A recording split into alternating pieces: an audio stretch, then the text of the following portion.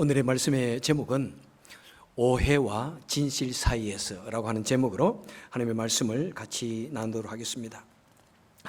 저희들이 매우 어릴 때 달걀을 완전식품이라고 했습니다.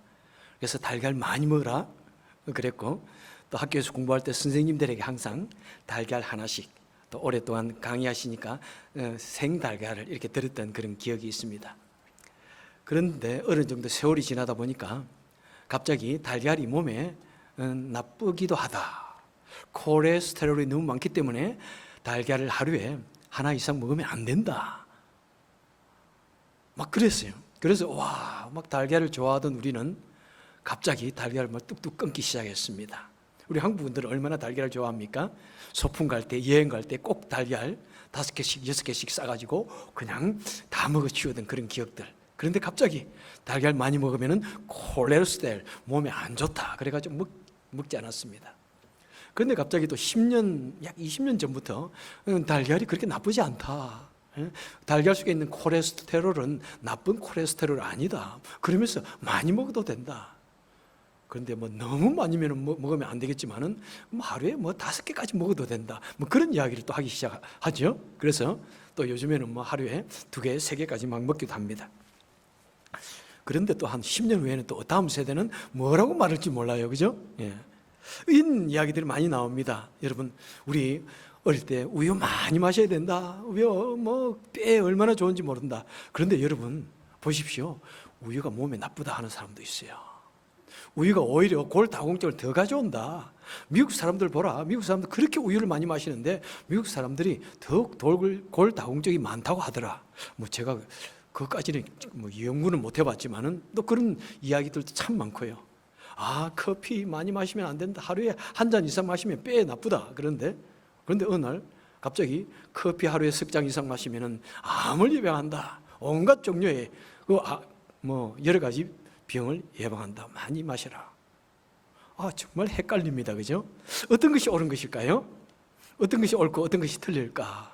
그것은 여러분 자신이 스스로 결정하셔야 됩니다. 여러분, 현대는 과학의 시대입니다. 그래서 과학은 여러 가지 실험과 이 분석을 통한 그 결과물로서 어떤 이론들을 주장하고 증명합니다. 그럼에도 불구하고 같은 이슈를 놓고 주장하는 것이 매우 다르기도 합니다. 특별히 아까 말씀드린 달걀, 우유, 이런 많은 과학적인 데이터가 있음에도 주장하는 것이 얼마나 다른지 모릅니다.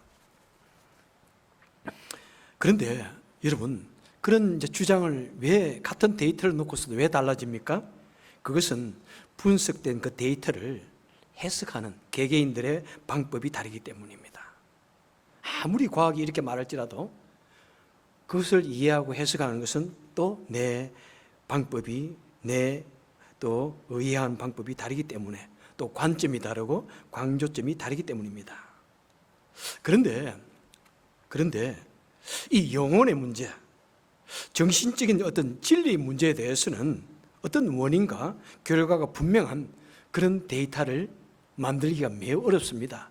그런 결과물을 도출하기가 매우 어렵습니다. 그렇기 때문에 이런 진리의 문제에 대해, 영혼의 문제에 대해서는 더 많은 혼란과 오해가 있는 것입니다. 특별히 우리 기독교의 진리는 어떤 다른 진리들보다도 많은 오해가 있습니다. 그래서 기독교에는 수많은 교파가 있습니다, 그죠? 장로교 시작으로 침례교, 감리교, 그래도 그런 데는 다 괜찮아요, 우리가 인정하는 개혁주의. 그런데 기독교를 통해서 얼마나 많은 이단들이 생겼는지요. 정말 우리가 볼 때 이것은 기독교의 아류도 아니에요. 기독교의 어떤 가까이 오지도 않았는데, 그런데 왜 또 성경을 가지고 또 이야기하는지 몰라. 통일교 같은 거는 전혀 우리 기독교하고 가까이 있는 것도 아닌데 성경을 가지고 또 그들은 이야기를 해요. 수많은 이단들이, 이교도들이 얼마나 많은지 몰라요. 그것도 기독교 유사하게. 그리고 실제로 우리가 제대로 믿는다고 하는 그런 개혁주의 교회 내에서도 정말 여러 가지 잘못되어진 그런 진리에 대한 이해가 또 잘못되어진 그런 오해들이 참 많습니다. 우리 기독교 역사 중에서 많은 또 우리 성경 역사에서 많은 오해 중에 하나가 이 율법에 관한 문제입니다. 그래서 많은 사람들이 이제 구약의 율법은 폐하여졌습니다. 구약의 율법은 폐하여졌습니다. 우리 신약시대 사람들은 더 이상 구약의 율법은 지키지 않아도 됩니다. 배우지 않아도 됩니다. 심지어는 성경에서 다 제거해버려야 됩니다 하고 그렇게 주장하는 사람들도 있습니다. 여러분 들어봤죠? 그런데 이 주장이 바로 언제 때부터 있었다고요? 바로 예수님 당시에 이미 그런 주장들이 있었다는 것입니다. 예수님 당시에 그 많은 바리새인이나 유대인들이 말하기를 예수님을 향하여 공격합니다. 내가 율법이나 선지자를 폐하러 왔느냐?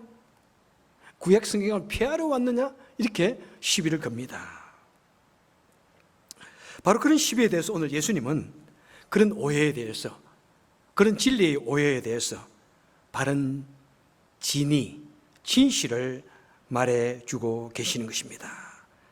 자, 예수님께서 내가 율법이나 선지자나 폐하러 온 줄로 생각지 말라. 폐하러 온 것이 아니요 완전케 하려 함이라 하는 이 말씀의 의미가 무엇인지를 한번 생각해 보도록 하겠습니다. 첫째, 예수님은 성경에 대한 유대인들의 오해를 지적하시고 성경의 진의를 말해 주십니다. 진의는 원래적인 의미, 참된 의미를 말씀해 주고 계신다는 사실입니다. 자, 유대인들은 아주 장구한 세월 동안 성경을 읽고 연구합니다. 그러면서 그들은 그들 나름대로 이 성경은 이런 뜻이다 라고 이해하고 그들 나름대로 이 성경 해석법을 만들었습니다. 그래서 그들은 그것을 이끌어서, 우리는 이제 그것을 이끌어서 유대인들의 유전이다 또는 관습이다, 그리고 그것을 모든 것을 일컬어서 유대주의라고 이야기합니다. 유대주의적인 그런 해석을 할 때가 참 많습니다. 그런데 그것을 여러 가지 성경적인 관점에서, 넓은 관점에서 볼 때 그것이 매우 잘못 곡해되어지고 오해되어지고 있는 것을 참 많습니다. 특별히 그래서 예수님께서는 그 유대인들이 잘못 오해하고 곡해하는 것을 그들에게 가르쳐 주기 원하셔서 잘못되어진 해석들을 이렇게 바르게 해석해 주셨습니다. 예를 들면요, 5장 38절에 보니까 예수님께서 말씀하십니다. 너희들이 눈은 눈으로 이는 이로라고 하는 말을 들었으나 나는 너희에게 이르노니, 이렇게 말씀하는 것이 내용이 나옵니다. 그러니까 유대인들의 모세 율법에 무엇이 나옵니까? 눈은 눈으로, 이는 이로라는 그런 내용이 나옵니다. 어떤 사람이 화가 나가지고 다른 사람을 때려서 눈을 상하게 했으면은 똑같이 그 눈을 상하게 해주는 벌을 주어라, 이렇게 말했던 것이죠. 어떤 사람이 친구를 때려서 이빨이 하나 빠졌습니다. 그러면은 그 사람을 때린 사람을 불러가지고 똑같이 이빨 하나를 톡 깨어 주어라. 그렇게 함으로 인해서 이 세상에 모든 문제가, 폭행이 일어나는 것을 방지하기 원했습니다. 그리고 또 심하게 나는 이빨 하나를 때렸는데 그런데 벌을 준다고 이빨을 2개를 빼면은 안 된다 하는 그런 의미가 있는 것이죠. 그런데 유대인들은 그것을 어떻게 이해하느냐면은 누가 나를 때렸어? 그러면 내가 꼭 이 원수를 갚아줘야지, 그렇게 생각하는 거예요.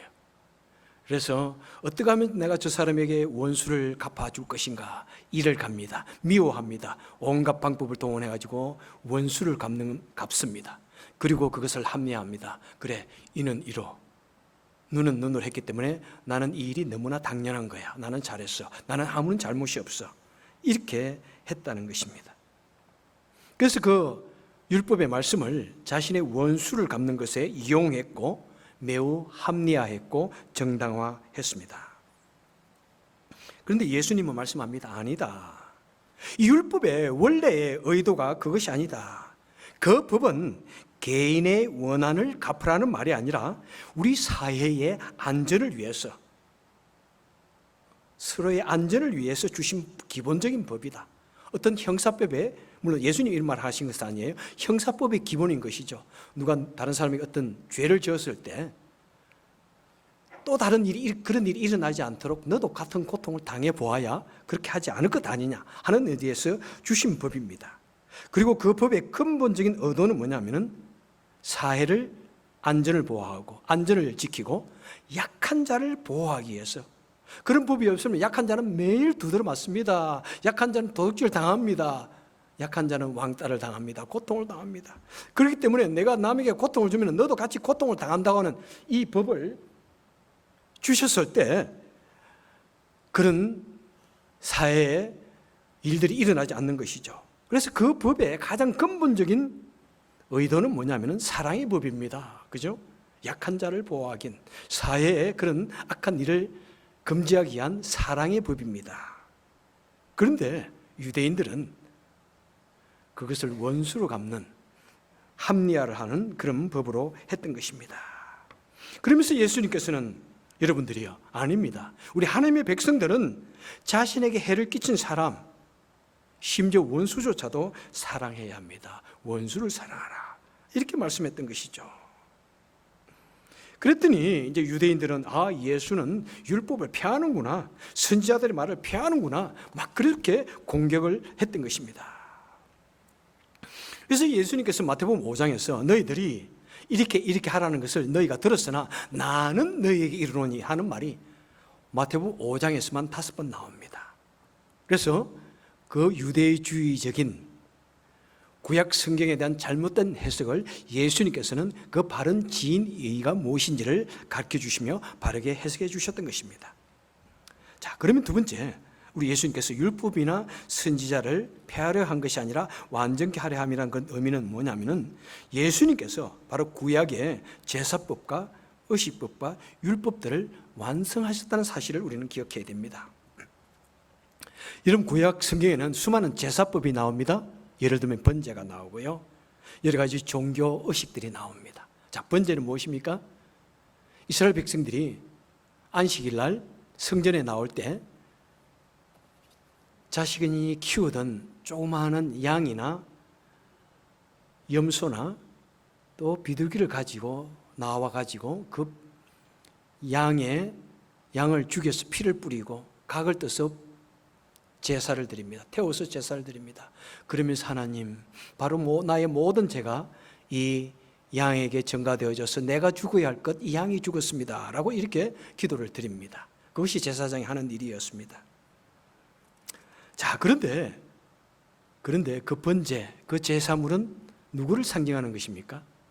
바로 앞으로 오시는 메시아를 상징하는 것입니다. 예수 그리스도를 상징하는 것입니다. 바로 번제물의 그 양의 처참한 죽음, 그 처참한 모습은 앞으로 이 세상에 오셔서 우리 인류의 죄를 위해서 대신 죽으시는 그 예수님께서 십자가에 달려 죽으시는 그 처참한 모습을 상징적으로, 예표적으로 미리 보여준 사건인 것입니다. 그 모든 제사법의 하나의 의식들은 오시는 예수 그리스도의 그 사역에 대한 상징이고 바로 예표였던 것입니다. 미리 보여주는 그림자였던 것입니다.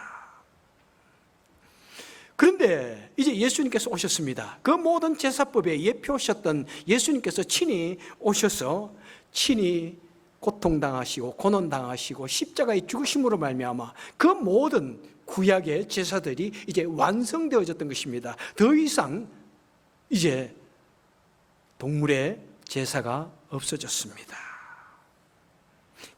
그렇기 때문에 구약의 그 모든 제사들은 이제 폐하여졌습니다. 그 모든 의식법들은 폐하여지시고 그 다음에 완성되어졌다는 사실입니다. 예수님을 통해서 완성되어졌기 때문에 그 구약의 모든 제사법, 율법들은 그런 의미에서 폐해졌다는 것입니다.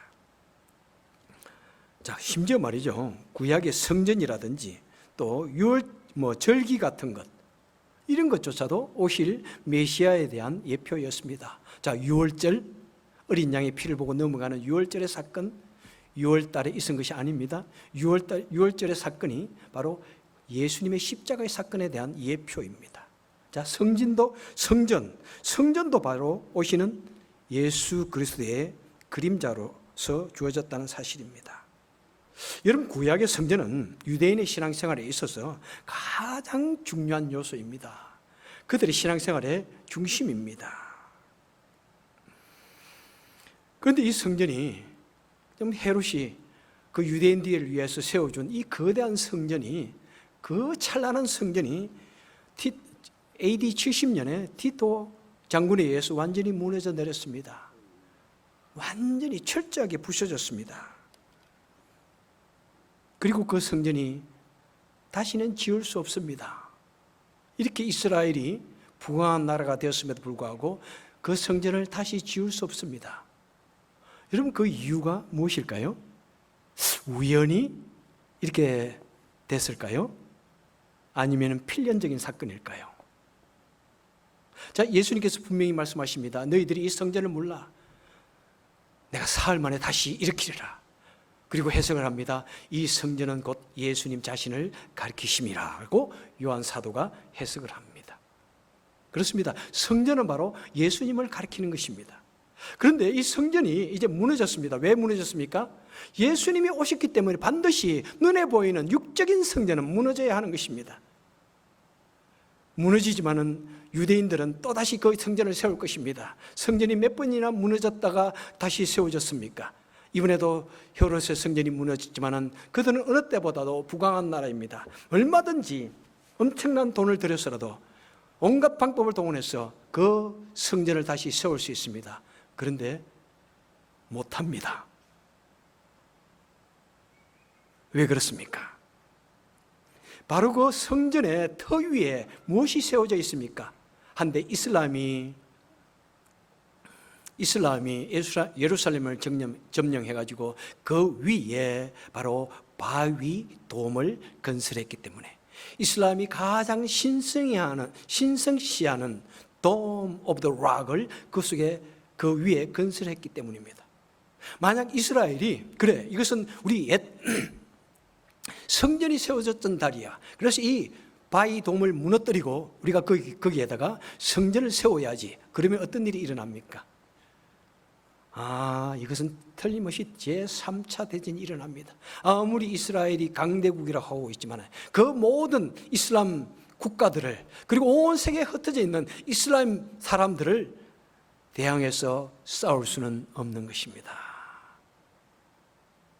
그래서 그래서 예루살렘이 그렇게 강대국이 되었지만은 성전을 세울 수가 없는 것입니다. 그것은 하나님께서 바로 예수 그리스도께서 이 땅에, 성전이시던 예수님께서 이 땅에 친히 오셨기 때문에 더 이상 성전이 필요 없고 더 이상 피해 제사가 필요 없기 때문에 하나님께서 필연적으로 그것을 막으시는 것입니다. 그렇기 때문에 이제 구약의 모든 제사법이나 율법들이 어떤 의미에서, 그런 제사의 의미에서는, 의식법의 의미에서는 폐하여졌고 예수님을 통해서 완성되어졌다는 것입니다. 자, 그러면 세 번째, 예수님께서 율법이나 선지자를 완전케 한다는 그 의미는 또한 뭐냐면은 예수님을 통한 그 예언의 성취를 의미합니다. 자, 구약 성경에는 오실 메시아에 대해서 약 몇 번의 그 예언이 나오고 있을까요? 약 300번에 걸쳐서 메시아가 오실 것이다, 하나님의 아들이 오실 것이다, 기름 부음을 받은 자가 오실 것이다, 구원자가 오실 것이다, 온 인류를 구원하는 구원자가 오실 것이다 하는 이 예언이 구약 성경에 300번에 걸쳐서 예언을 하였습니다. 그리고 그 장구간에 긴 세월 동안 있었던 그 예언은 마침내 예수께서, 하나님께서 이 땅에 사람의 몸을 입고 오신 그 예수 그리스도의 그 탄생을 통해서 이루어졌던 것입니다. 그리고 탄생뿐만 아니라 바로 3년 동안 공생의 사역을 하시며 저들에게 예수님이 누구신가를 친히 보여주셨고, 온갖 고난을 당하시고 십자가에 죽으시고 죽으신 지 사흘 만에 성경대로 다시 부활하심으로 말미암아 그 구약의 모든 예언이 완전히 성취되어진 것을 우리에게 보여주셨기 때문에 이제 예수님께서 그 모든 예언을 완성하셨기 때문에 더 이상 선지자의 그 예언이 계속해서 이렇게 말하지 않아도 되어지는 것입니다. 그래서 예수님께서 그 말씀을 전했더니 유대인들은 다 말합니다. 아, 예수라는 저 청년이 구약의 모든 율법을 다 피하는구나. 그러면서 예수님을 향하여 돌을 던지기 시작했던 것입니다. 바로 그런 것들 향하여 예수님께서 말씀하십니다. 19절에 보니까 누구든지 이 계명 중에 지극히 작은 것 하나라도 버리고 또 그와 같이 사람을 가르치는 자는 천국에서 지극히 작다라고 일컬음을 받을 것이라. 얼마나 사실 그 말을 듣는 사람들은, 그 유대인들은 그 말을 들을 때 얼마나 마음이 화가 나겠어요. 야, 우리가 천국에서 가장 작은 자란 말인가? 지금 그 말을 예수님께서는 지적을 하고 있습니다. 무섭게 지적하고 있습니다. 그리고 20절에서 또 말씀하고 있죠. 내가 너희에게 이르노니 너희 의가 서기관과 바리새인보다 더 낫지 못하면 결단코 천국에 들어가지 못하리라. 여러분, 우리를 향하여 주시는 말씀이에요. 그의 백성들을 향하여, 모든 제자들과 예수님을 따르는 무리를 향하여 주시는 말씀입니다. 여러분들이요, 만약 여러분들이 그 바리새인들과 서기관보다도 더 거룩한 삶을 살지 못하면은, 그들보다도 더 바르게 살지 못하면은, 여러분, 우리는 결단코 그 천국에 들어가지 못한다고 말하지도 않고 그냥 결단코 so harsh, 너무 까칠해. 우리 예수님께서 그렇게 너무 거칠게 이렇게 말씀을 하시는 것 같아요. 왜 그렇습니까? 왜 그렇습니까? 그만큼 유대주의적인 해석이 심각하게 잘못됐다는 말을 우리에게 말씀해주고 있는 것입니다. 여러분들이요, 우리 사랑하는 성도 여러분들이요, 여러분, 우리가 유대인들에 대해서 그 유대인들의 그 오해, 우리가 율법에 대한 그 오해 중에 오해는, 가장 큰 오해는 무엇입니까? 바로 유대인들은 이 성경을 피상적으로만 해석했던 것입니다. 그 성경의 깊은 뜻, 그 율법의 깊은 뜻, 그 율법이 가지고 있는 그 내면적인 뜻, 그 본래적인 의미는 생각해 보지 아니하고 피상적으로 살인하지 말라. 그러면은, 그래, 내가 살인하지 않았으니까 나는 거룩한 사람이야, 나는 훌륭한 사람이야, 그렇게만 생각했던 것입니다. 그러니까 내가 직접 죽이지 않기 때문에 나는 옳다고 생각하지만은, 여러분, 살인하지 말라는 그 근본적인 의미는 무엇입니까? 다른 사람의 영혼을 사랑하고 그 사람을 사랑한 마음에서 살인하지 말라는 것이지, 내가 죽이고 싶은데 마음으로 10번 100번을 죽여놓고 내가 살인하지 않았다라고 하는 그것이 중요한 것이 아니라는 것을 예수님께서는 지금 말씀해 주고 계시는 것입니다. 여러분, 때로는 우리가 이 세상 살아갈 때 미운 사람이 있습니다. 그런데 죽이지만 않고 내 손에만 칼을 묻히지 않으면 되는 건가요? 다른 사람을 시켜서 그러면 얼마든지 청부업자, 살인 청부업자 시키면 괜찮나요? 아니면 여러 가지 방법으로 그 사람 미워하고 고통을 주고 왕따를 놓고, 그래서 스스로 죽게 만들고 갑질을 하고 스트레스를 주어서 그 사람의 영혼을 죽이고 온몸을 그냥 말려 죽이는 것, 그런 거 괜찮나요? 그것이 그들의 생각이었던 것입니다.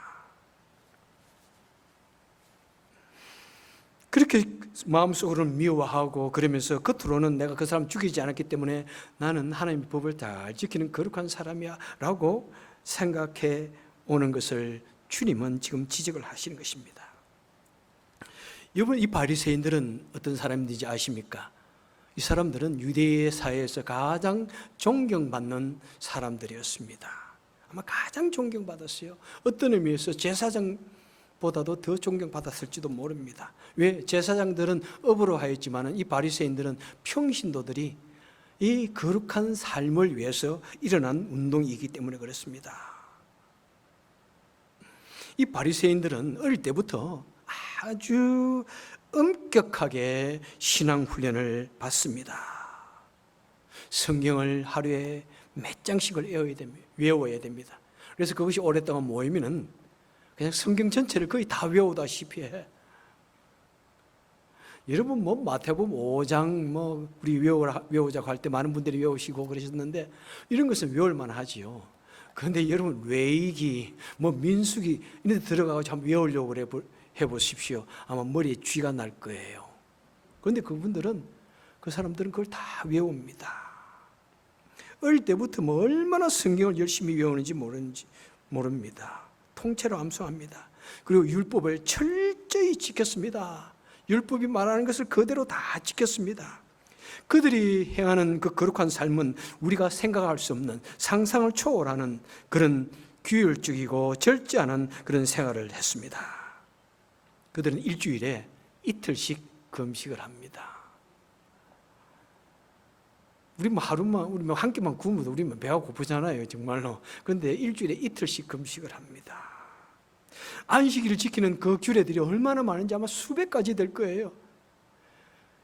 유대인들은 안식일에는 하루에 1km를 걷지 못합니다. 1km를 딱 걷다가 1km가 넘는구나, 돌아와야 됩니다. 예. 그리고 어떤 사고가 났습니다. 동물이 사고를 당했습니다. 우물에 빠졌습니다. 그러면 가만히 내려다봅니다. 오늘 내가 그 우물에서 건져내주지 않으면 저것이 죽겠구나. 그러면 건져내어주고 하루 정도 건져내지 않아도 죽지 않겠구나. 그러면 그냥 둡니다. 모든 것이 다 그런 식입니다. 사람들이 어떤 문제를 당했을 때 내일까지 기다려. 죽지 않을 정도면 내일까지 기다려. 이러는 것입니다. 만약 미리 음식을 준비하지 않았으면 하루 종일 굶어야 됩니다. 제 친구 목사가 이스라엘에서 공부하면서 그곳에서 선교를 했는데 바로 자기가 섬기는 이스라엘 한인교회 앞에 유대인 회당이 있다고 그럽니다. 하루는 토요일 날 교회에서 설교 준비를 하고 있는데 그 회당에 있는 그 랍비가 오더니 Hey, come on 이러더래요. 잠시 자기 회당에 좀 와달라고 그러더래요. 그래서 왜 그러냐고 갔더니 내가 어제 가면서 불 켜는 것을 잊어버렸다. 이 스위치 좀 올려줄래? 그러더래요. 그래서 가서 목사님이 스위치만 탁 올려주고 왔답니다. 그리고 유대인들을 위한 여러 가지 세탁기라든지 또 오븐이라든지 그런 것을 팝니다. 왜? 금요일 날 잘 셋업을 해가지고 토요일 날 되면은 적어도 자동으로 탁 돌아가가지고 음식이 쿡 되고 데워질 수 있도록 만들어 놓은 그런 기계들이 있다고 그럽니다. 여러분 그것을 다 지키려고 해보십시오. 아마 우리 머리에 쥐가 날 겁니다. 안 될 겁니다. 심지어 허리도 하루에 원식일에는 90도 이상을 숙이지 못합니다. 그 정도로 그들은 철저하게 그들은 신앙생활을 했습니다.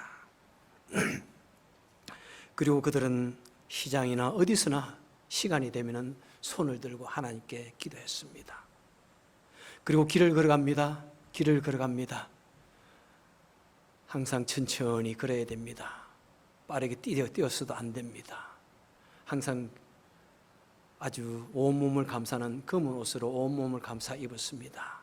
그리고 온 옷에다가 성경 구절을 써가지고 다니면서 암송을 합니다. 손에도 성경 구절, 머리에도 성경 구절. 그것을 많이 달면 많이 달수록 더욱더 거룩한 사람입니다. 그리고 길을 걸어갑니다. 앞에 젊은 여인이 걸어옵니다. 그러면 갑자기 눈을 감고 걸어갑니다. 그리고 갑자기 나무에 땅 부딪힙니다. 벽에 부딪힙니다. 그래서 얼굴이 상해지고 여러 가지 흉터가 생기고 이렇게 막 상처가 생기면은 그것을 자신의 거룩의 상처, 영광의 상처로 생각합니다. 자랑합니다. 아마 그런 분들이 우리 교회에 오면은 많이 머리가 깨어질 것 같아요. 우리 교회 아름다운 분들이 참 많으시니까. 그죠? 제 머리에도 이렇게 지금 이렇게 멍이 한 개 들어있는데 좀 제가 그렇게 보입니까?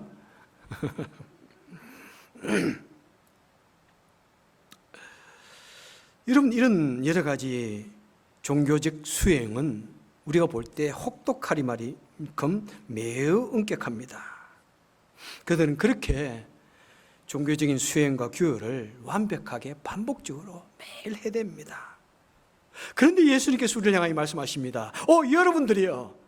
만약 여러분들이 저 서기관과 바리새인보다도 더 거룩한 삶을 살지 않으면, 더 나은 삶을 살지 않으면, 더 무험한 삶을 살지 않으면 여러분 우리는 결단코 구원 얻지 못합니다. 결단코 천국에 가지 못합니다. 이렇게 말씀합니다. 여러분들이요. 갑자기 절망이 되지 않습니까? 과연 누가 저 바리새인들보다도 더 엄격하게 신앙생활을 할 수 있습니까? 우리 생활을 할 수 있습니까? 그 바리새인들은 사람이 할 수 있는 모든 종교적인 수행 중에 그냥 100%를 하는 사람인데 우리가 과연 그 사람들을 발꿈치라도 따라갈 수 있을까요? 우리는 절대로 그들처럼 그토록 엄격하고 절대되어진 종교생활을 할 수가 없습니다. 그런데 주님께서 우리를 향하여 말씀하십니다. 여러분들이요, 만약 여러분들이 더 저들보다도 엄격한 완벽한 삶을 살지 않으면 결단코 흠이 없는 삶을 살지 않으면 결단코 구원 얻지 못합니다. 여러분 어떻게 하면 좋을까요? 통제라. 우리는 진실로 간섭을 치지 않을 수 없습니다. 절망하지 않을 수 없습니다. 그토록 완벽한 바리새인보다 내가 나아야 된다고요? 우리는 어찌하면 좋을까요? 그런데 그렇게 절망하는 우리를 향하여 우리 주님께서 우리를 향하여 초청하십니다. 마태복음 11장을 보니까 수고하고 무거운 짐진 자들이여 다 내게로 오라. 내가 너희를 쉬게 하리라. 나는 마음이 온유하고 겸손하니 나의 멍에를 바이고 내게 배우라. 그러면 너희 마음이 쉼을 얻으리니 이는 내 멍에는 쉽고 내 짐은 가벼움이라. 여러분 무엇이라고 말씀하고 있습니까? 주님께서는 우리의 그런 모습을 보시면서 우리 인생들을 참으로 수고하는 인생들, 무거운 짐을 진 인생들, 현대적인 용어로 말을 한다면 매일같이 죽기까지 일하고 온갖 종류의 스트레스에 꾹꾹 눌려 살아가고 있는 우리 인생들을 보면서 매우 안타까워하십니다. 여러분들이요, 얼마나 스트레스 많은 삶을, 얼마나 고통스러운 삶을, 얼마나 힘든 삶을 살아가고 있습니까? 여러분들이 다 나에게로 오십시오. 바리새인들처럼 그렇게 사는 것이 여러분 얼마나 힘듭니까? 다 나에게로 오십시오. 그냥 나에게 오면은 내가 여러분들 편히 쉬게 해주겠습니다. 여러분들이 짊어지고 있는 그 모든 무거운 짐들, 모든 마음의 괴로움들, 모든 스트레스들을 다 내가 대신 짊어져 줄게요. 내 속에서, 내 품 안에서 편히 쉼을 얻으십시오. 평강을 얻으십시오. 이렇게 말씀하는 것입니다. 여러분들이요, 우리는 아무리 노력할지라도 우리는 결단코 이 바리새인과 같은 그런 어려운 삶을 살 수는 없습니다. 우리는 그런 어려운 모습으로 내가 살아갈 수가 없습니다. 우리는 그렇게 결단코 어렵게 살 수가 없습니다. 특별히 예수 그리스도의 법 안에서. 예수님은 우리의 겉을 보시는 것이 아닙니다. 우리 마음을 보십니다. 누구든지 마음의 음욕을 품는 자는 마다 간음하였다고 말했습니다. 누가 예수 그리스도의 그 법 앞에서 살아남을 자가 있습니까? 하지만 여러분 절망하지 마십시오. 우리 예수님께서 말씀하십니다. 누구든지 나에게 오십시오. 누구든지 나에게 오면은 내가 편히 쉬게 해주겠습니다. 여러분의 모든 그 고통스러운 짐을 내가 대신 져주겠습니다. 이렇게 말씀하고 있는 것입니다. 그렇습니다. 여러분들이요, 우리가 어떻게 율법의 하나하나, 종교적인 그 모든 행위 하나하나를 열심히 디테일하게 자세히 엄격하게 잘 하느냐, 그것이 중요한 것이 아니라 주님, 나는 죄인입니다. 나는 예수님 없이는 아무것도 할 수 없는 너무나 가련한 존재입니다.